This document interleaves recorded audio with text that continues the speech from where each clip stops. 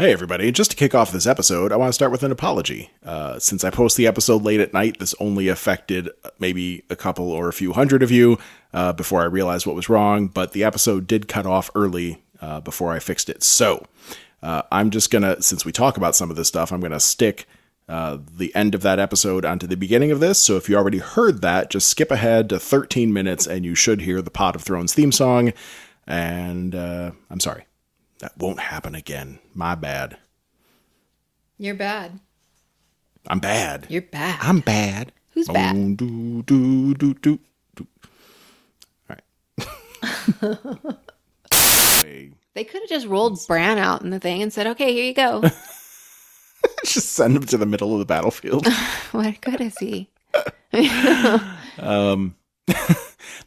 Here's what bothers me is that I'm okay with, I mean, the battle, this whole thing was very intense, and that's awesome. It was really well shot, really well plotted, everything came together, but it kind of pisses me off that Cersei will never have to face any of that. Yes.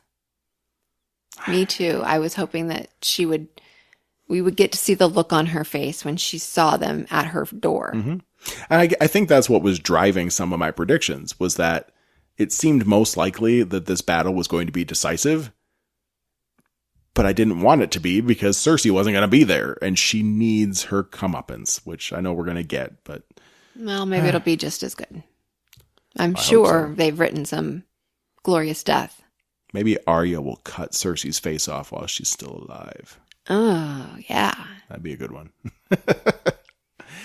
So yeah, let's talk about these big letters that I wrote on my last page of notes. Arya! It had to be. Everybody else was pinned down. Everybody else was on their final, breath. The only person that we hadn't seen in a while was Arya, who had gone scampering off. Mm-hmm. Sure enough, motherfucker. Night King is just about... Was he about to, draw his sword? He was having this stare down with Bran. He was, lifting his hand. Okay. He was going to do something. He was going to do something. It was going to be bad, probably. I assume so. And Bran can't do anything about it. So, and then out of nowhere... Oh, there was, this little gust of wind past one of the White Walker's ears, and he's like, what? Mm-hmm. And then out of nowhere comes a leaping, flying Arya with her Valyrian steel dagger, the one from the second episode of the series. It was so awesome. Flying out, and then you're like, yeah, you gotta get him. And then he whirls around and catches her, and you're like, oh, fuck, now what? She drops the dagger. I feel like I've seen that in some movie somewhere, or did Arya do it in a different episode? She must have done it when she was training with the waif or the bitch girl. I wonder what it was. I know I've seen... girl. I know I've seen that move somewhere. But I don't know if it was something that was in Arya's training or if it was from she something probably else watched completely. somebody do it, like the dance guy. Maybe. Yeah. I'm sure the internet's already trying to figure that out. So we'll report back on that for a midweek episode. She gets him right in the heart. Although it didn't really look like it was right in the heart. But then we watched the Benioff and Weiss thing afterward, and they said the only way to kill the Night King was to stab him with Valyrian steel right in the same place where the dragon glass went into his heart that made him. No, I thought it was wood. It looked like wood they put in him. It did, but they've said it's dragon glass. I figured when we first saw the Night King get created that it was probably wood from one of these weirwood trees. Right. That would have made perfect sense to me, but it has since been said that was obsidian. Dragon glass. All right. Yeah. A dragon glass spike made him, and Valyrian steel will unmake him. And it did, and everything, all the White Walkers shatter. We didn't get to see a moment or anything for his face. You know? He looked down. As she dropped the dagger, he looked down. I saw, yeah. He's so expressionless in the first place, I don't know what we could have gotten from him. But it all happened very fast. But he did look down, for sure. He saw it coming. He just couldn't do anything about it. That was awesome.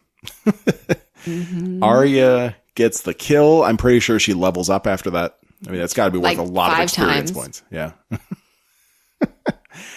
I'm so proud of her. So proud of her, babe. She's my little super ninja. I watched her grow up. I raised her like she was my own. Very exciting. Couldn't have ended better. I mean, I thought they were cranking up the drama a little bit too much because to me, it kind of telegraphed it. Like, we're going to bring all the characters to the very brink of destruction.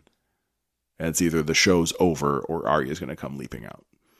Yeah. But all the same, it was a lot of fun and very satisfying. Mm-hmm. Much like Avengers Endgame, which we talk about over on the Kid Free Weekend podcast. I felt satisfied after that. I feel satisfied right now. I do too, I think, yes. Yeah. Except for there was a little too much fighting. For you. Yeah, for me. And then we get a little bit of calm afterwards. Jorah's down, for sure. He got stabbed too many times. Dany's crying over his body.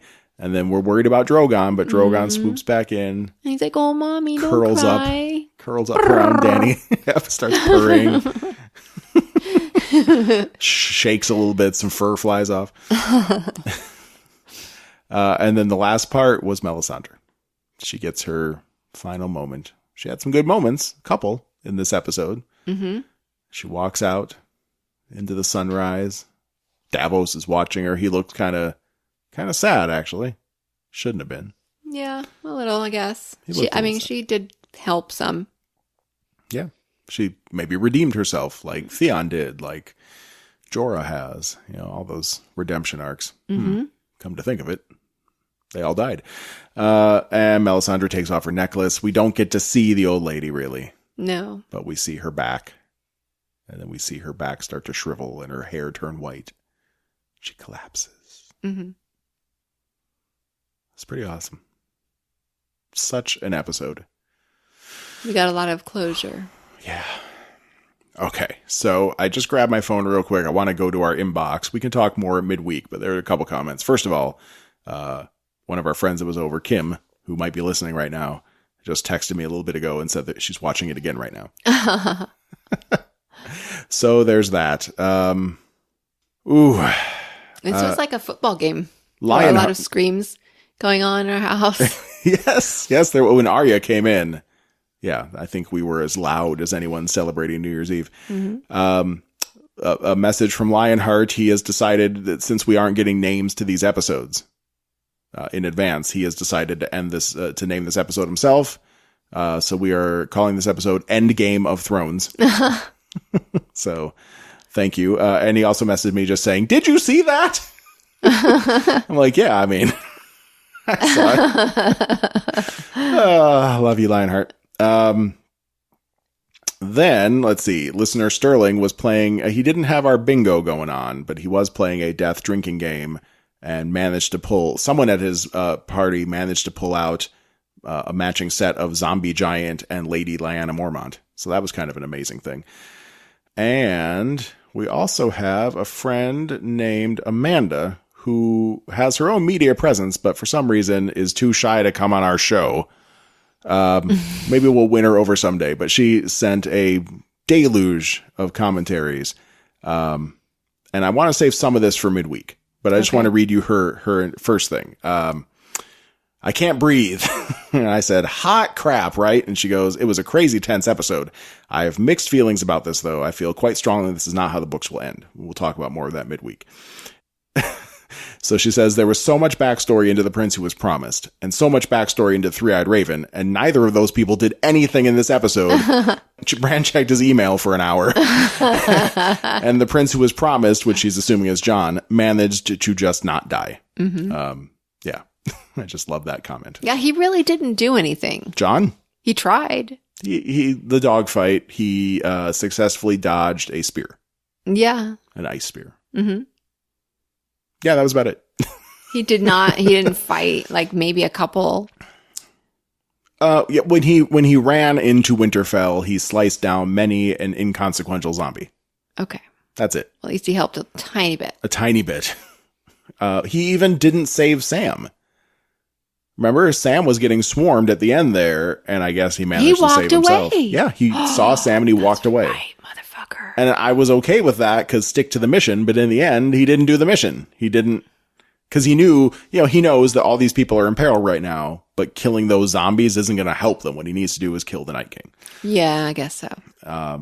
But you got to help your friend. But he didn't do it. He didn't do anything. I mean, it's really true. He was kind of pointless. Mm-hmm. Does that spell anything to come? Is he really just a cog in the machine now, or will he be important in the next and final 3 episodes? He'll be important, of course. Okay. Uh-huh. Maybe. What, you think he's just going to melt into the background? No, I don't think he's going to melt into the background, but there's another big battle to come. There's a lot of politics that need to happen. Maybe he's just going to be like, I'm tired. Oh, everybody would be like, let's just stay here for a while, okay? Yeah. Maybe they can come to us this time. I wonder how the food stashes are at Winterfell right now. I wonder if they have enough to get them through. I mean, they don't have any food at King's Landing either. Except for the fact that the people never seem to run out. Even though they've used like all of their people in their armies. Oh, the people. The people. The actual resource of human beings never seems to run out. It is amazing, right? Yeah, it's just... It does seem like, okay, so Daenerys is now preparing for the final war, right? They just won the Great War. Now she's going to fight the final war, the last war, something like that. Mm-hmm, the last war. It seems like her army should be about 32 dudes, most of which we know by name, because most of them survived. Mm-hmm. Yeah. But yet, somehow, she's probably still going to have a couple battalions of Unsullied. No, she has no Dothraki. She shouldn't. Sacrificed all of them at once. There's really like 3 Dothraki still alive. Ay. That was such a shitty battle plan. Why would you send them in like that? I mean, charging into the unknown? That's what they do. I know that. That's supposed to be brave. Well, and kudos to them for bravery, but it was a little foolish, wasn't it? What could they have done instead? Well, at least wait till you can see what's coming, maybe. By then, it's too late. They run like crazy. Yeah. I mean, they had no backup. They needed better. They needed some of the wildfires, really what they needed. Yes. Well, if Cersei had come to help, maybe they could have had some. Fucking Cersei. Bitch. And they stopped firing the flaming pitch at a certain point, too. They didn't want to hit the Dothraki. They didn't want to hit the Dothraki, but then after the Dothraki all died, start firing that shit again. If you can take out even a few, it's going to help. I don't know. I'm sure it was a wonderful battle plan because I am not a tactical master, of course. I'll defer to them. But, when you're standing there in the background, you think you can do things better. Monday morning quarterback kind of shit. Mm-hmm. All right. Well, we are exhausted. Hopefully this is the week we get Lore Master Kevin back, because I would love to hear his thoughts on all of this. And I want to talk about some of the other stuff that Amanda said, because she had a lot to say about the prince that was promised and the way this was all building up in the books and what that could mean for what's to come. So I'd like to go over some of that with Lore Master Kevin, because knowing the books is his job. That's what we pay him for. Mm-hmm. Better do your job, damn it. And then it's time to start speculating on what happens now that the long night's over. Right? Yes. All right. So for now, I'm going to let you go to bed, babe. Oh, God. Thank you. Oh, you look so tired. I am very tired. You just want to lay down for that sleep. I'm sorry. I hope I didn't put you to sleep. Not the eternal sleep, though. Well, that might be nice. Sometimes I think it might be nice. Yeah. Well, you know what we say, babe. What do we say to the god of death? Not today.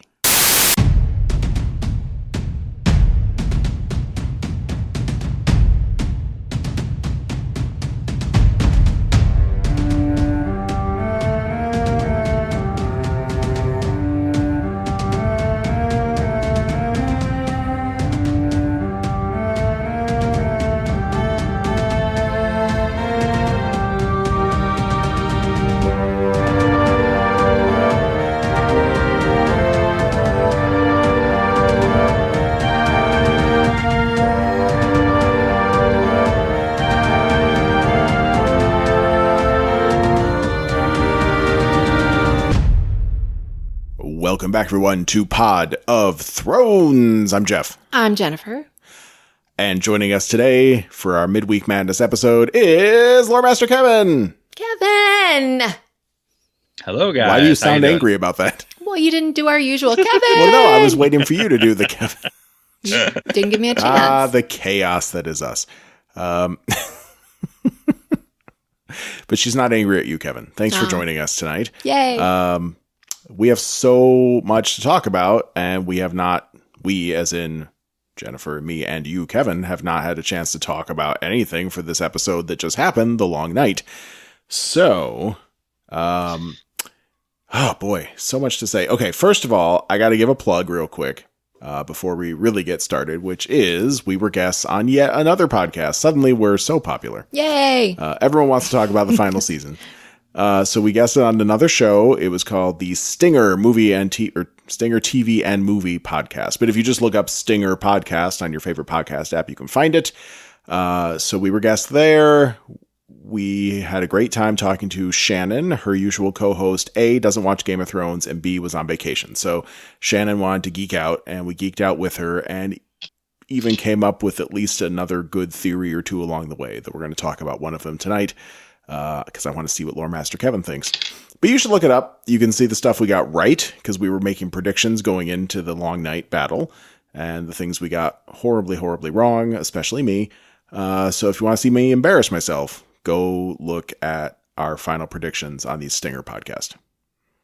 Yes, do. Did you have a good time, babe? Oh yeah, I had a great time. I don't think you made a fool of yourself. It's fun talking to new people. Yeah, it's always nice to hear new opinions. Although at the end of the day, we're all just sitting there going like, "Oh my god, this show's so amazing." But it's fun to speculate, and speculate we did. So much speculate. Okay, so that was our quick plug. Let's talk about some other things. Where to start? Bolt on. I just want to... I promised that we would talk about this from our last midweek episode where Lore Master Kevin couldn't join us. We were joined by a nice fellow named Josh, who may be a Lore Master himself. I don't know. He seems to know a lot. But he's not our Lore Master Kevin. No offense, Josh. So Lore Master Kevin, what do you think about the bolt on theory? Was there any credence to it? And, well, I already looked it up, and it was pretty much what I thought. But can you tell us a little bit about what it is? Well, the only one that I knew was that there was, like, only one Bolton patriarch, right? Where, like, he was a faceless man, and bitter rival to the Starks, of course, because everyone's a bitter rival to the Starks. And it's back when magic were commonplace. So how did they survive? Apparently, they had magic, and they were known to wear the skins of their enemies.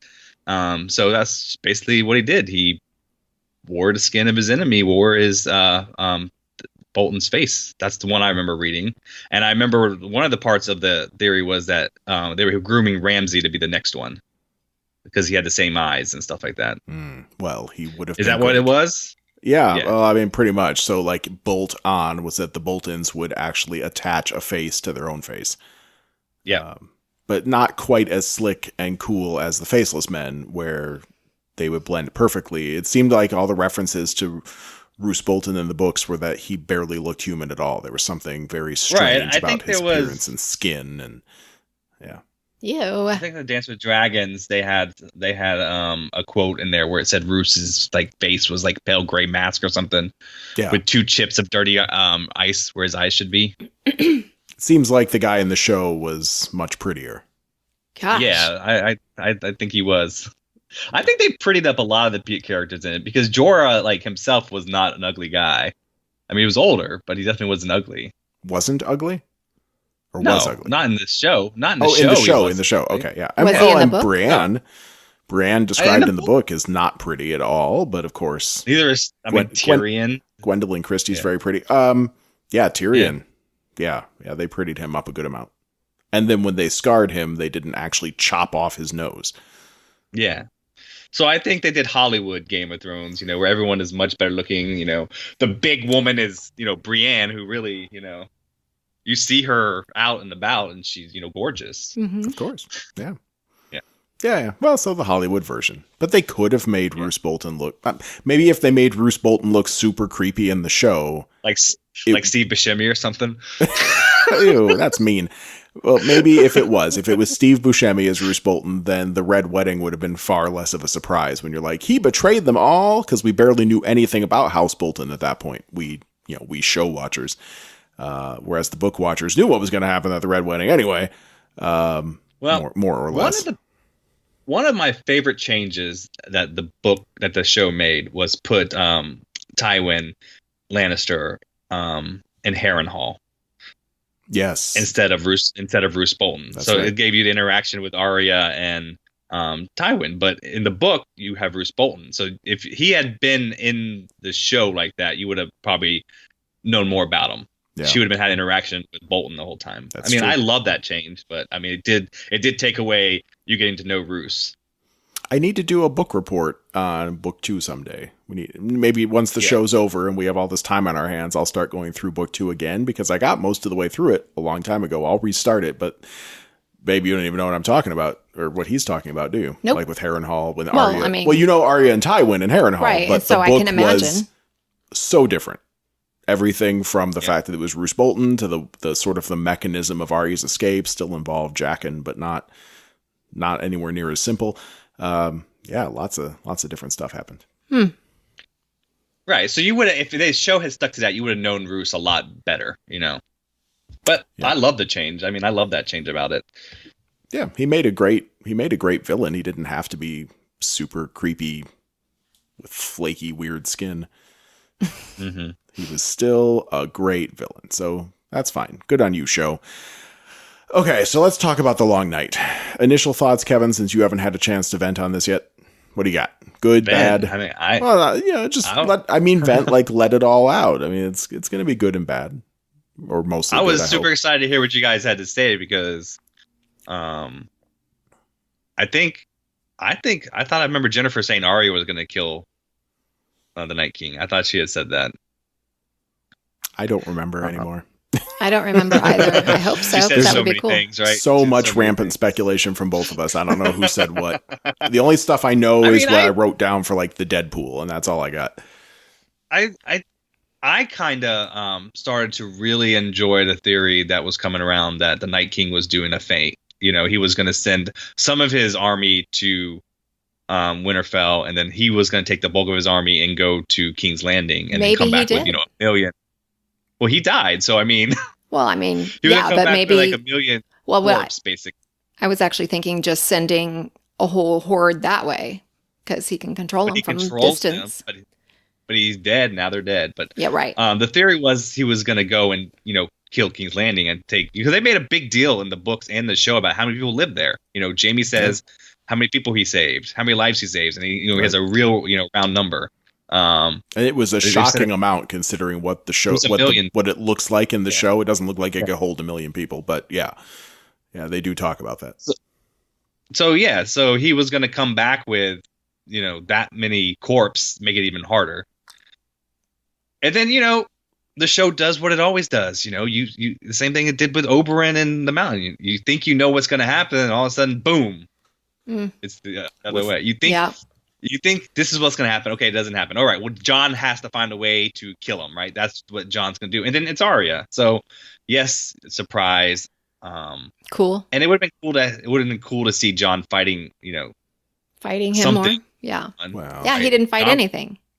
Yeah, Jon was kind of useless. Bran was completely useless. Sam. Here's the thing.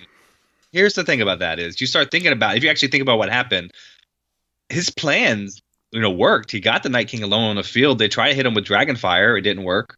Then he said, well, I'm going to take him one-on-one. And the Night King didn't.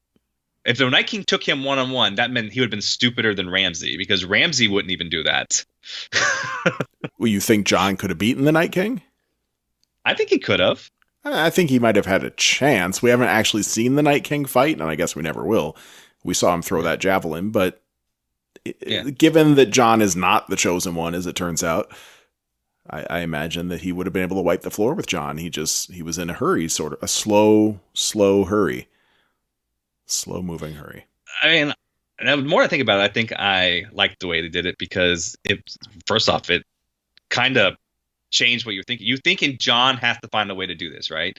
And I didn't really forget about Arya, they wanted you to, they said. Yeah. But I didn't think she'd be the one who did it, until you see just a gust of wind go by and you realize somebody's running past the White Walkers.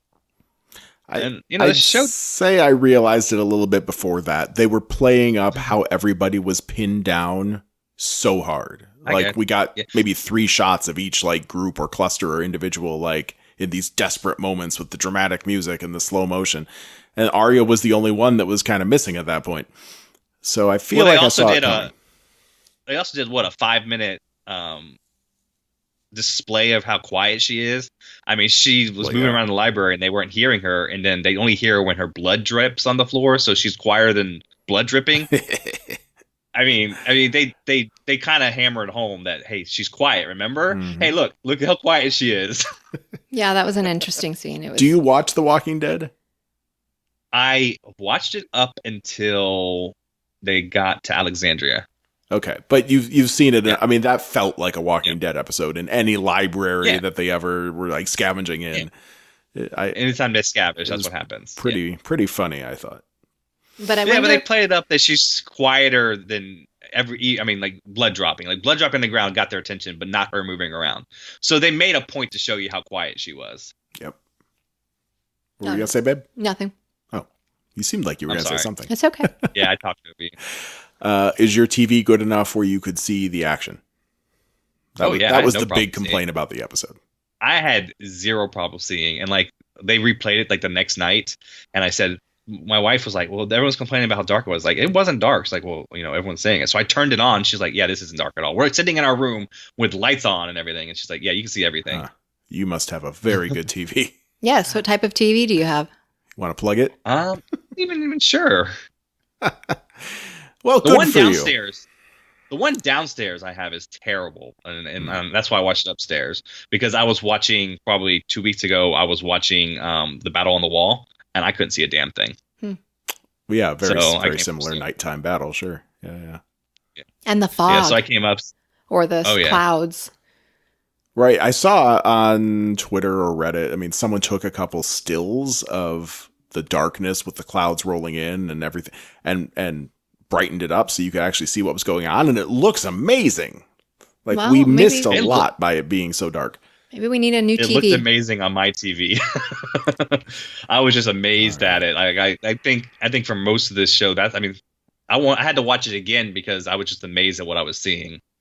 Well, there you go. It was a good spectacular. I mean, it was a good spectacle, and I know there's a lot of complaints about it because people wanted certain things to happen, but I'm not really sure, that. I was extremely happy with it. Yeah. I felt like they brought it all together, and you're like, oh. The show, I mean, it's exactly what the books did. It takes what you're expecting and turns it upside down. You expect a big fight between Jon and the Night King. Like, that's what you expect. Yeah, but I still expected a bigger twist than that. I mean, it breaks my heart that I was not right about the Little Sam theory, which, if you missed it last time we talked about it, I said it again on the Stinger podcast too. I just expected a bigger twist, like, well, yeah, or something, because Bran. If Bran was sure the Night King was coming for him, that made me think that for sure the Night King was not coming for him, because why the hell would Bran know what's in the Night King's mind? Well, we never talked to the Night King. We don't know what he was really coming for. He didn't get there. I thought he was going. Yeah. He was coming for Bran. He wanted to kill Bran. He said so. I mean, Bran said so. He wanted to get rid of him. He has all the knowledge. Yeah, because Bran has the knowledge, and that's what people remember. Once he's dead, all that past information's gone. But so what? Yeah, but if you kill all the other humans, what difference does that make? And then what are you going to do? You're just going to be lumbering around? That's the problem. I mean, you'll have some people that remember stuff, but eventually, it'll go away. I wonder if he had taken Westeros, would the Night King have eventually gotten used to the idea of a boat? Or I guess he could have just flown over the oceans on a dragon by himself, killed a couple dudes, and started his army over. Mm-hmm. Could. It's a nice army, though. It'd be a shame to leave that behind. I don't know. We'll never know. Right, we won't. We'll never know. Unless they do a side story. So speaking of we'll never know, it would seem that... Okay, so Cersei's never going to have to face the undead. That's kind of a bummer. Yeah. Is winter over? I'm guessing it is, since he controlled the weather. But then does that mean winter never comes around again? Mm-hmm. That's weird. I don't know. I mean, it's like... The I think whole it'd still world be is San cold in the Diego. north. What? It'll still be cold in the north. Well, colder. Yeah. You think he was like, I mean, the heat miser and the. Well, yeah, he was it's like hard to know because exactly. the Night King isn't even a character in the books. Like there's hints about him, but you've never seen him. You've never, had confirmation of his existence. That's why when he showed up in the show, it like blew a lot of people's minds in the book because it was like you're spoiling something for the book readers now. It's the first time it had happened. Well, I hope they've let go of that anger by now because so much has been spoiled. Yeah, I mean, well, Yeah. maybe in the end, I don't. There's. he'll just say, "Fuck it, I'm not going to write another book." But or if he I'm does, not even really sure what has spoiled because there's so many people missing. Well, I thought it was Like, said once yeah. that there would be different endings to the book versus the show. Am I making that up, Kevin, or have you read that somewhere too? Well, I just read recently that he said that George R. R. Martin said it's going to be close to what happens in the show is going to happen in the books. But I mean, that can mean anything. I mean, Yeah. close could be that there's a the final villain Cersei. I mean, that's as close as it is. Right. There's so many different things that happen in the book. There's so many characters that aren't there. There's so many like changes that they just compound on each other. I mean, I'll give you a good example. In the books, Jaime doesn't arrive until after Joffrey's dead. In the show, he's there before he's dead. So because he's there before he's dead, he gets to see him die, and that forces him to go to on that stupid trip south. Mm-hmm. But he's When not he got on Marcella. that trip. Yeah, he's not on that trip in the books. And Desmond. He doesn't go to Dorne. He's just it's someone else gets sent, and then something else happened. I mean, it's just little changes like him being there at the beginning of the wedding facilitate him going, to Dorne when he doesn't usually. Right. Part of that, at least, is in the spirit of having fewer characters to keep track of because the shows are shorter than the books, which is kind of shocking to say. Like, if you were to just act out the books in real time, you'd certainly be longer than 10 hours per season or per book, right? That's true. Yeah. Yeah. So, I mean, his ending may be close, but there's so much stuff's going to happen. The journey's going to be completely different, is what I'm saying. Right. So we still have something to look forward to. Yeah. I don't know how much it has spoiled because, Jon comes back alive, and I don't think there's a person who has read the book that does not think Jon is being resurrected. Okay. But if Jon, but the resurrection fed the theory that Jon is Azor Ahai. Now we're pretty sure he's not. So he doesn't really have to be resurrected. I'm sure he will be, don't get me wrong, but he doesn't have to be resurrected in the books because we don't have to feed that misconception anymore. I mean, Azor Ahai has been read so many different times. I mean, it's like everyone thinks this person's this. You have Melisandre thinking, oh, it's this person. Oh, and you have they have the person in, I don't remember the person's name that you run into in the middle of, where was it, Karth? Where were they in the books? I'm in the show. I can't remember where they were in the show. Pyat Pree? Well, not Pyat. I'm not talking about Pyat Pree. I'm talking about like when Jorah and Tyrion are together and they go to that city. It wasn't Karth. Oh, that was Volantis, I think. Was that Volantis? I'm so. trying to remember where they were in the show. But they see someone else that thinks somebody else is Azor. Who thinks Daenerys is Azor. It's been, so many different theories of who it is. It's hard to know that. Does that really prove it's not? All right, let's talk about this. Melisandre just went through a whole thing right before she died. And basically her purpose in helping the battle come to fruition, although, I mean, like her flamey stuff didn't really do anything. It boosted morale temporarily, and that's about it. She didn't really make a difference in the battle. But her whole thing, she was pretty much there, I think, to deliver the message to Arya that Beric died because of her, and it was all fate, right? I mean, that seems like that was Melisandre's whole point in being there, was to remind Arya who she is, or maybe to tell Arya who she is, since Arya maybe didn't really realize it. And Arya took that and went and killed the Night King and defeated darkness. Maybe not the Lord of Darkness, but defeated darkness. How is that? Yeah, how does that not make her Azor Ahai, the child of prophecy. The Lightbringer. The prince that was promised. Yeah. Well, the Prince of Promise is a different one. I can't even tell, and I've been looking this up like crazy, and I cannot tell that they're two different prophecies or not. That's why neither can I. I've read it. I always put them together in my mind. And like when I read the books, I've always put them together in my mind that they're the same prophecy. And then I remember reading somewhere that they were two separate prophecies. I'm like, wait, hold on. I always thought they were the same. Like in your mind, you put them the same. I did until I read that I was wrong. I'm like, okay, well, I guess. Well, she could be both. Damn it, Arya can be all things. I've been a booster of her for a long time, so I don't feel bad saying that. Well, that must be it. She must be the princess promised. She must be. Well, Azor Ahai, ended up killing someone he really loved. I mean, who did she kill that she really loved? Not Meryn Trant. Maybe she hasn't done it yet. Yeah, she might still have to. The mountain was on her list. Maybe not anymore. But I mean, right there, that would be something really interesting if somewhere along the way she still had to kill him. So, anyways, maybe she you asked earlier if maybe it's over now. And there's been times throughout history where they've defeated the others and they've always come back. So I don't think it's over now. Well, if the Lord of Darkness is also real, like the Lord of Light is, although if the many-faced God is just one God, then how would the many-faced God be the Lord of Light and Darkness and fight itself? There's too many gods. All right. Well, we can agree on that. Too many gods. But if the Lord of Darkness is real, as the Lord of Light obviously is, then I guess he could make a new champion someday.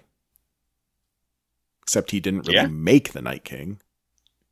Yeah, the Children of the Forest did. But the Children of the Forest could have been corrupted. Maybe, I mean, no one ever said that they're the ultimate good guys. Well, they made the Night King to protect against the humans, and that's what he was doing. Yeah, he certainly was. Oh yeah, good job. It's very like anyway, we're getting into the lore again, but the actual episode, I don't know. I was kind of felt the same. A lot of people felt that was anticlimactic at the end there. I agree. But then I started thinking, well, we have 3 episodes now for them to take it and turn it around for us. So I'm going to give them the 3 episodes and see what happens. Mm-hmm. Oh yeah. I mean, now it makes you kind of excited what's going to happen. Like you were thinking, this is the big baddie. This is the big baddie. This is big. This is the big bad guy. Something's going to happen where he's going to have to flee, and they're going to prove Cersei wrong, and then we're going to come back and it'll be a huge fight between them, and then he's just dead. And you're like, okay, well, where are we going with this? So I'm interested. I'm interested in what's happened, like where we're going. Well, I want to talk about some of that stuff. Well, I want to talk about some of the aftermath too. But since you said anticlimactic, I just want to say this. Maybe, I mean, if you were expecting a big duel between Jon and the Night King that would then end in one of their deaths, sure, anticlimactic. But that episode was so fucking tense that when Arya finally stabbed Night King through the heart, was that not just a huge release of tension? I mean, it was very really gratifying. I think we all yelled. Oh yeah, I was like, "What? Our house How erupted. Are they getting out of this?" How are they getting out of this? And I started thinking back to other episodes. I'm like, well, when they were doing what they wanted before, the dead walked right past Sam. So maybe when they get, what they want, they'll just walk right past everyone sitting there fighting them. I'm just like in my head, that's what I'm saying to myself. Like, how do they get out of this? How do they get out of this? And then they do that. What'd you think of the Night King smiling? I thought that was hilarious. He gets hit by the fire, just grins at them. It reminds me of an old, I don't remember what the episode was or what it was, but the girl, right there where you smiled, that's when when you messed up, basically, is what she had said. And I can't remember what that was. And it also really reminded me of the episode of West Wing where he decides when Bartlett decides to run again. And he says, in case you're wondering it's when you said, gosh, crime, I don't know, when I decided to kick your ass. And I think that's what happened. He's like, right there when you smiled is when I decided I was going to kick your ass. Okay, so the aftermath of this. I want to hit a couple things. First of all, I did put up a Twitter survey, so thank you for those who participated. I wanted to know what the public thought was going to happen in this episode, just in very simple terms. Will Winterfell hold strong? Or will Winterfell winterfall? And the audience was very wrong. 74% said Winterfell would Winterfall. And I don't think Winterfell's doing so great right now. No, but it's still theirs. It's still there, right? They'll rebuild it. Right. It's They're all not about gonna keeping abandon it. Yeah. I think it probably one big chunk of wall definitely collapsed under the dragon fire, but probably that was about it, right? Did we see any other major you structural had damage? thousands of zombies They got running a through your lot of house. bodies There's to clear probably out. a lot of gross. Yeah. Yeah. And some of those zombies were a little moister than others, as we saw when Arya stabbed that one in the chin. Mm-hmm. That was gross. Yeah. No one loves a moist zombie. Right, Kevin? Okay, so that was one little bit of cleanup. And now, finally, this is the first time in 3 episodes since we started this mess, we can do a Deadpool update. So let's see how we scored. Just going down the list at potofthrones.com, we have our Deadpool posted with audience voting results as well as our 3 opinions going into it. So, first person on my list here, it's not alphabetical, that died was Theon Greyjoy. For those that have not heard me say it so many times, I said he's going to fail his way into survival. I said he'd live. Jennifer, Kevin, you guys said he was going to die. The audience agreed. 71% said he was going to die. And sure enough, died in episode 3. Beric Dondarrion. That was an easy one, right? Yeah, kind of. Dead. Yeah. Yeah. He was born to die in so many ways. True. So we all said die. Audience, 92% said he would die. Oh. And this was a very good Beric. response rate. I was very happy. We had great results on this. 92% died. That one was obvious. Melisandre, the Red Woman, she promised us she would die. She did? Yeah. Which actually makes it shocking to me that only 89% of voters said she would die. Because That's 90%. she should be the biggest lock. That's a lot. Well, I know, but if she's going to promise you she'll die, why would anyone say she's going to live? And sure enough, she died. So 89% said she died. We were right. The Night King. Here's one where we diverged. Jennifer and I said Night King was not going to survive this season, but Kevin, Well, we you knew thought he was the going to live. season or this episode? Season 8. No, the season. No, I thought that we would think I thought he was going to die, but I was like, well, maybe because I think he's going to die, something's going to happen where he goes back. But I was wrong. He died. You know what, though? That could still happen. We could get some weirdo cliffhanger at the end of season 8 He could where ward he right through Bran. reforms up in the north of the wall, like he comes back into pieces or something. That could happen. Yeah. If so, I'll change the results here. But as it stands right now, Kevin, you were wrong, and the audience said 89% chance to die. Yeah. There were people that thought he would take the Iron Throne, so that's part of that 11%. Joram, what? That was you? That wasn't me. That wasn't That was you. not Okay. me. I did not think he was taking. Jorah Mormont. I feel like that was another shoo-in. We all said die. The audience said 85% chance of death, and sure enough, dead. And That finally, was the saddest death for me. was it? Because the last one on the list here, sir, is Lyanna Mormont. So, I do you knew want to she- say more about Jorah being the saddest death, or should we move on to Lyanna? That's the one that got me the most. Like Theon kind of got me, but like Jorah Mormont when he says I'm hurt, and then like he can't say anything after that, it just. I need to rewatch. I want to rewatch this because I couldn't hear a lot. We had a lot of people here, and it was hard to hear. I saw "I'm hurt" come up on the Right. subtitles, And I but was I like, didn't hear what? him say it. Yeah. We got to get a new goddamn he TV. He says to her, "Well, I plug in my headphones, my Blu-ray, my Bluetooth headphones, Yeah. and listen with them." That would have been weird with all the people we had over. Yeah, that's true. They wouldn't be able to hear. Only you would have been able to hear. Right. But yeah, he says I'm hurt, and then he can't say what he's trying to say afterwards doesn't come out, and it's like, oh my goodness. Oh, poor Jorah. We have to do a special episode dedicated to Jorah Mormont, King of the Friend Zone. We'll do that sometime after the season, like a tribute to his life. Oh, but I gotta say one thing about that is she couldn't even kiss him then, like just to give him a little love. I mean, she He was all ate gross. a heart. It's all bloody. She ate a heart once. She ate a bloody heart. Well, she was pregnant. She Pregnant can't- women get weird cravings, dude.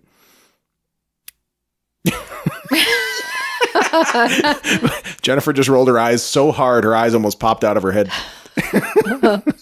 She could work up the courage to eat a bloody horse heart, but she couldn't just give him a kiss as he dies. Hey, a forehead kiss at least. I mean, I would give you Yeah, that. some type of something. She cried. I mean, that probably made him He feel had better. like sweat and other ghouls' blood all over him and How is that pus worse and than a horse's heart? it's worse. Actually, much worse. that is definitely worse. People eat raw things. And it was fresh. I mean, these were all like rotting corpses. Okay, fine. And Lyanna Mormont. Lyanna Mormont. This one threw everybody for a loop. I said live. Jennifer and Kevin said die, but the audience said 78% chance of living. Really? And she We did. beat the audience, Jennifer. Good job. Yay. Yes, you guys beat the audience. We'll have to run up an official scorecard as the season progresses. We're going to get more death, right? I felt like this was a little light on dying, which was It not. really was. It was. It was not Another Game of thing we Thronesian. expected, though. We expected more death and didn't get it. That's true. All right. Well, so there's the Deadpool update. We'll go back through more results if anyone dies. I'm kind of thinking next episode, probably not a lot. But let's talk about that in a minute. Let's see, what else do we have? Sansa and Tyrion. I was reading an article where someone was hypothesizing that as soon as that battle was over, those two went and found a room and just banged it out like monkeys. No. No? No. Kevin? I think so. All right. So you're not convinced. Okay. No, I think that those looks that they were exchanging were more about they were like each other's life witnesses almost, and that was the last person they were going to see. It was kind of like, well, thank you for being nice to me, and he was like, thanks for being pretty or whatever. See, in that scene, I couldn't tell if they were planning to go out fighting or about to commit, double suicide. I was ready for the second option. I thought that they were coming to that. Like, we don't have to kill ourselves, but if anything comes around this corner and is about to grab me, I'm slitting my own throat. That's where I thought Sansa was ready for that. Yeah. I couldn't tell if they were trying to look at each other and say, hey, we're about to go out in a blaze of glory, or if they said, you know what, let's end it now. I'm not going into the camp of those two totally porked as soon as the fight was over, but it's going somewhere, right? Because they had that whole thing in the crypts where they were talking about how they were married and how he was definitely the best of her husband so far. And they had a thing. They had a moment. That moment could still blossom into something. And Sansa doesn't have that many choices. I think that moment was set up solely to add some tension to Dany and Sansa. Because Missandei was there and she heard what they were saying and she made a comment about like, hey, you guys would be dead if she didn't come. Yeah, I feel like that comment poked a little hole into the theory that Missandei is a traitor. I don't think she was a traitor. Who thought she was a traitor? You didn't listen to our last... Okay. So that was something... I did listen to your last one, but it cut off on 38 minutes for me. Oh, no. I didn't even talk about that. Jesus Christ. I'm sorry, you guys. I'm going to put... I'm actually going to put the missing audio at the beginning of this episode, so I will have already addressed it. So never mind. But no, it was the previous Midweek Madness episode. That was a theory from our buddy Josh, who said Missandei is the reason that Cersei's been running circles around everybody, tactically speaking. I don't think she's been running around circles. I mean, she's been getting away with everything, even though she had inferior numbers and dragons. Inferior dragons. Now she has superior numbers. I mean, she has like, what, 20,000 men, and they have what, like 14 50 left? Yeah, well, yeah, I think 50,000, and yeah, there's almost nobody left to fight from the north. You know what though? That's not true, because some places didn't show up to help, like Moat Cailin, right? Here's the thing about that. In between the Vale, the Riverlands. Oh, well, yeah, you got all that stuff. Okay, you're talking about the Riverlands and stuff. I was talking about in between. Yeah, well, the Frogmen would be in the north still. But their castle moves, and you haven't seen any reeds for a while. No, but Mirror's around. That's one. Well, I thought at some point we'd see Howland Reed because he helps lead, credence to what actually happened, in Tower of Joy. Oh yeah, he was there. Well, you're right. You're right. Yeah. In fact, I think that says it all. I think we will see Howland Reed maybe next episode because they got to rally some banners. There's not still, a lot, more fighting to do. Not a lot of fighting people left. Ooh, good point, Kevin. We'll probably see Howland Reed next episode. Score! Yay, I hope Mira's still alive. I'm sure she is. Here's the funny thing about that with Mira. Remember when Mira left? It was like, that's all I get is, okay, great, see you later. Well, that's because Bran was a fucking robot. I'm sure anyone else she said goodbye to on the way out of the castle was probably sad to see her go. Sure, but Theon was a traitor, pretended to kill him, took over his home, and he got a better see you later than Mira did. That's true. But Bran knew Theon was about to die. So what little teensy piece of humanity Bran had left was trying to offer Theon some comfort. Right. He said that had you not done what you did, we wouldn't be here today. Which is also true, I guess. But maybe things would have taken a nicer turn instead of a worse turn. It was all part of fate. I mean, it's the same reason he's not mad at Jaime. We're all inconsequential anyway. It's kind of hard to know what's left in the north because there's cities between the north and Winterfell. So maybe we'll see some people, but I don't think we're going to see much. They'll be able to mount a fighting force. Last Hearth, Carhold, all those things have to be gone if the dead came walking towards Winterfell. Well, the only one we know for sure is Last Hearth. Carhold. Well, no, Carhold came to fight. The Dreadfort, we don't know. Well, the Dreadfort was, the Boltons. It kind of moved to Winterfell. Yeah.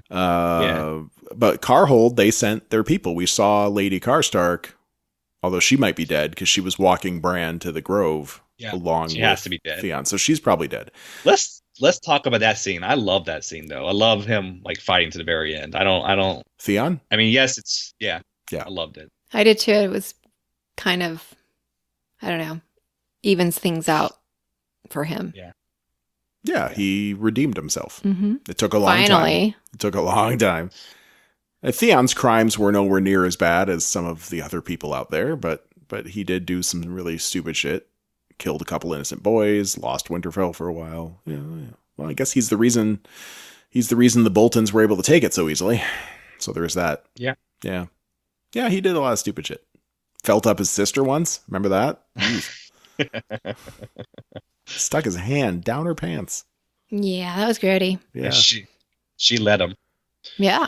Yeah, she just thought it was fun to fuck with him, but he actually wanted to fuck her. I mean, it's a weird family all around. I think we can agree on that, right? No. Yeah. Very much so. I do hope we get more Yara. We have to. Of course, we will. She's going to come save the day for somebody. Well, yeah, what few Ironborn are left may come help fight for Dany before it's all over. Mm-hmm. And maybe some will leave Euron to fight for her instead. Who knows? Oh, yeah. Or they'll probably have to fight each other. There's the 50,000 Golden Company plus them. I will tell you the one thing I was most disappointed about the episode that disappointed me is they made it a point to give all these people Valyrian steel and that they didn't fight any of the White Walkers. Yeah. Why make it a point to show, Jaime getting Valyrian steel, Brienne getting Valyrian steel, Jorah getting Valyrian steel? To keep you guessing. It was to keep you guessing about who would kill the Night King, because any of them could. Didn't you need that to kill them? Now, you needed it to kill the White Walkers, yeah. But not the zombies? Well, either way. You couldn't use anything to kill them. Zombies die from anything, it seems. Well, why'd they bring so much shit, then? I mean, they got so much black... Well, no, it was obsidian or... Valyrian steel. Right. I mean, go watch the... But there are only 10 of those guys.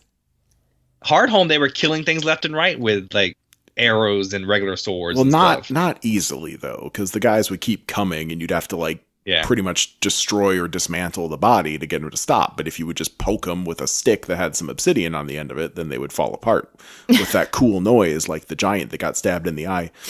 Lyanna Stark. That was pretty awesome. Yeah, that was pretty awesome. Mm-hmm. I mean, some of the things that happened were just outstanding, like Arya fighting on top of the wall. Oh, and then she's so cool. I mean, the acrobat somersault over all the dead bodies. Mm-hmm. I mean, come on, that was pretty worked. Awesome. Except she also slipped, but that's because she's still human. She's not perfect, and she lost sting, pointy stick, needle. Did she lose needle? I think she did. Or was she just not using it? I don't even know. I think that's why she was scared, because she didn't have any more weapon. Maybe, but she did have her dagger. That's all she needed. That's all she needed. Yeah. Yeah. Okay. So I did have, I wanted to read something. Let me see if I can pull it up quickly. Okay. I mentioned, in our reaction cast that I got this deluge of feedback from this friend of ours named Amanda, who was messaging me on Facebook. including the joke about how, maybe this wasn't in the episode that you heard so far. I can't remember. But the feedback included how Bran spent like a whole hour just checking his emails. But then she started going into some book stuff, and she was pretty angry. And I think there's definitely a contingent of fans that feel this way. And I want your take, Lore Master Kevin. Here's what she said. She said, I think it's pretty safe to say at this point that the show has veered completely off from the book's reality. There is absolutely zero way that this is the intended ending of George R.R. Martin. There is so much towards the prince who was promised in the Three-Eyed Raven in the books. She said, I'm okay with Arya being the killer, but Jon and Bran needed to do a hell of a lot more. Just the way the books were building them up. So, I don't know. What do you think? She said there's a ton of backstory for the Three-Eyed Raven and the prince who was promised. And then she says, what the hell are either of those things going to be in a battle with Cersei? What do you think? Well, the show has always veered away from the books. And I think once you start accepting that the show is different than the books, it makes it a lot easier to accept what happens in the show as not getting upset about it because the show is different. All right. Yeah. It's just it just is. It just is. They don't you don't get inner monologues at all in the show. So I mean, some of this stuff that you hear about is in inner monologue. Like there's no one reading a book to you about this stuff. This is inner monologue what people are thinking about. So I mean, they didn't build up a lot of those prophecies other than maybe Jon's it or maybe Sansa's it. They didn't build up the prince that was promised outside of, maybe this person's it, maybe hearing it once or twice. It's really built up in the books. So I agree that the book is going to be completely different. Like, that's what I'm saying. I don't know what it has spoiled for you outside of. Well, not so much spoil, but like as such a fan of the books. When did you start reading the Game of Thrones books? Were you a fan before the show? Or I started reading the Game of Thrones book before the show. Okay. Because I really liked the Wheel of Time, and I was trying to bridge the gap between the two. Okay. So, as Brandon Sanderson was, finishing it up. Had you finished all the books before the show started? No, because one of the books didn't get released until season 2. Yeah, good point. Okay, so as someone who liked the books first and has kept up with them, I guess what she's feeling is an anger that the show is just kind of just shitting all over what the books had to offer, or something like that. I mean, do you feel any of that? Have you seen much of that in the community yourself? Oh, I've seen a lot of it, but I've always thought of them as two separate stories, two different perspectives on what happened. I've always thought of it as I've always figured the books was a telling of the history. Like, it wasn't happening right then and there. It was someone telling you what had happened. So I feel like Davos explaining what Stannis is coming through someone else's eyes. You know what I mean? Yeah. Like, I've always felt it was being told in past tense. Like, this is the history of what happened told by somebody else. You understand what I'm saying? Yes. Like, I never thought it's like, this is what's happening right now. I'm feeling like this is someone is telling you the story. And I think when you get to the last chapter in the book, if you ever get there, I mean, it's going to be someone, and there's me, I'm telling you the story type of stuff. It's going to be old Nan, old Gran, old Nan. Old Sam is what it's going to be. Old Sam. Oh, it'll be old Sam. Yeah. Old It's going to be Sam. totally like The Hobbit. Mm-hmm. Yeah. Yeah, he'll finish writing the book and close it, and we'll go to credits. Mm-hmm. That's what I think it's going to be in the book. I don't know about the show. The show's going to do something. But again, there's 3 more episodes to finish it up. And at least we're getting an ending this way. So as soon as people start accepting the book is different and the show's different, then it's much more enjoyable. Like, I was like, the first season, it's like, well, that didn't happen. That didn't happen. As soon as I let go of that, I started enjoying it a lot more. All right. Well, look, that's fair. And I have not read all the books, so I have no strong opinion on that. But I do think it'll be kind of nice if the books ever do get finished, that they have more divergences, because it'll give the book readers something to look forward to. Oh yeah, you don't know all the answers. Right. But it is in the same time. At the same time, when you try to think of them as different stories, you kind of get a kick out of the show when it kind of gives you the book reader as a a bone or something. Like when Pod's song, like when Pod was singing about Jenny of Old Stones. Yes. That's something from the books that you hear about a little bit, and you're like, oh yeah, I know that. That's from Duncan Targaryen, and you're like, oh, let's listen to this. It just kind of gives you a little taste. I don't know, longing. A taste for the books, and like you guys like the song and stuff like that, but we get a little bit, like, oh, listen to this, listen, they brought it up, type of thing. Yeah. Meanwhile, I'm like Googling the shit out of it, going like, okay, what is this all about? Because it's obviously something. A little bit of a difference, but it gives me something to look forward to too when I get back to the books. So I've got that going for me. Okay, 2 little things on my list. One, an apology real quick to our devoted listener, Lionheart, because he sent me this really cool thing that I wanted to read on air, but then I realized I think it's still a little bit too soon, because it's about this kind of weird connection between the episode we just watched, The Long Night, and Avengers Endgame. And what I will say for now is those 2 things came out on the same weekend, and it's a little bit weird. But I'm going to give it one more week, and then I'm going to read it, just in case anyone hasn't seen Endgame yet. Just fucking go see it. It's really, really good. And if you have seen it, go tune into the Kid Free Weekend, because we talked about it for like at least an hour. Okay, so there was that. And then, yes? Were you going to say something, Kevin? I was going to say, let me hear it after we go off the air. Okay. Stop recording. Okay. And then finally, I just want to bounce this off you again, because you're Lore Master Kevin, and you know how I like to swing for the fences with theories. Now, babe, you've already heard this one. I'm sorry. But this is what popped out of my mouth while we were talking on the Stinger podcast, which is Arya is amazing, and she is obviously capable of anything. We were talking about fan service. Remember that, babe? The concept of fan service, and how probably the most fan demanded thing in this whole fucking show is, besides maybe finish the books, damn it, is Cleganebowl. Right. And I've always felt like that it'd be all right. Not happen? It'd be all right, I guess, but it's happening. Just so you know. Okay, well, then you're going to tell me my theory's wrong, Kevin, but here's what I want to say. I feel like that it would be great fan service to have the Hound fighting the Mountain, but I'm still sticking with what I said way back when we talked about season 7, which is something was weird about the way the Hound talked to the Mountain when he said, "You know who's coming for you. You've always known." It's him. It's Arya. It's Arya, damn it. Maybe she'll save the Hound's life. Or maybe the Hound will die and she'll take his face, and then we will get Cleganebowl, but it won't be the Hound. That'd be interesting. But I think it's going to make her body that big. Well, yeah, it will. But okay, here's why, Kevin. Here's why. What's the Hound afraid of? Fire. But when he finally gave fire a chance, he had a vision. Right? The Mountain pushed the Hound's face into the fire. There's probably, God only knows the way this show's going, there's probably some fated aspect to that. Everything that's happened has happened for a reason. I think that when young Mountain pushed the Hound's face into the fire, he saw something there. Well, he said he did. Who said that he did? He did. The Hound said he did. The Hound said he did. What did the Hound say he saw? Ooh, he didn't say. I don't remember. Oh, but he said he saw something. Yes. Well, yes. What if the Mountain also saw something? And he saw that I think I said these exact words. Well, I agree with you then. Thank you.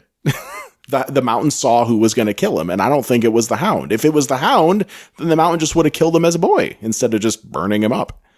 Why not? He obviously doesn't have any conscience about killing his brother. So I think he saw something else, and I betcha it was this weird little girl that he couldn't quite get a beat on. And of course, it's been like 40 years or something. So he has no idea what that's all about, but he's going to find out it's Arya. No. I feel like something. Damn it, Kevin. The only thing that I feel is straightforward in this show that we're going to get the way is going to be the Hound versus the Mountain. We got to get that. I don't know. It seems too obvious. It seemed like we were going to get Jon versus the Night King. That seemed obvious from the point of Hardhome, at least. Maybe it's going to be the Shame Nun. The Shame Nun will kill the Mountain? She's dead. She's not dead. He's keeping her alive in a cage. Oof. She's probably missing all of her limbs. I can't wait to see this. She's going to look like that Remember when we watched Bone Tomahawk and there were those, like, the women of the Bone Tomahawk tribe were, like, missing their arms and their legs and just being used to make babies? My God, That's the shame nun right now. That's the shame nun right now. I'm telling you. I forgot about that. That was so fucked up. Go watch Bone Tomahawk. It's really something. I think we'll see shame nun, but I don't think she'll kill the mountain, though that would be awesome. No, yeah. I'm just kidding. It's the hound versus the mountain. That's got to happen. All right. That's the only thing I will ever complain about if it doesn't happen. Ooh, that's a big statement, Kevin. Okay, well, I'm maybe sorry. Maybe he just saw himself, or the mountain saw him getting killed by the hound. Yeah, but then you could try to change your fate by killing him when you still had the advantage. I mean, he didn't understand what he was seeing. Maybe. It's not very bright. Or maybe it was something horrible because it sounded bad.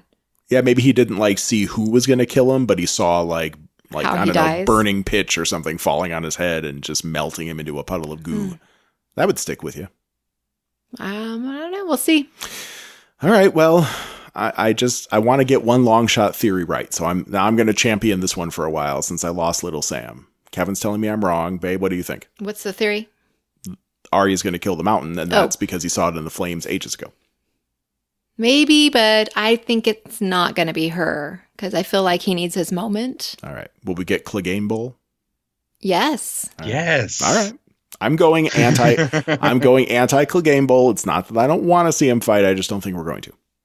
What? Well, I'm sorry. Ugh. Jeez. Okay.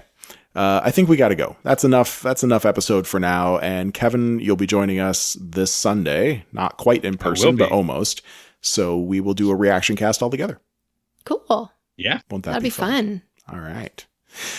Well, then, that's it. That's if you can get me up from the casino. Oh, jeez. Don't be a weirdo. You're going to be watching the episode in your hotel room, I hope. I will. I really don't gamble that much. Well, yeah. I mean, even if you did, what's more important? Game of Thrones or losing money at a casino? Game of Thrones, of course. Of course. Okay, so we will talk to you immediately after that airs. Sound good, everybody? Okay. All right, well, until then, I'm Jeff. I'm Jennifer. And I'm Kevin. Bye, everybody. I got nothing. I got nothing for a sign off. I don't know.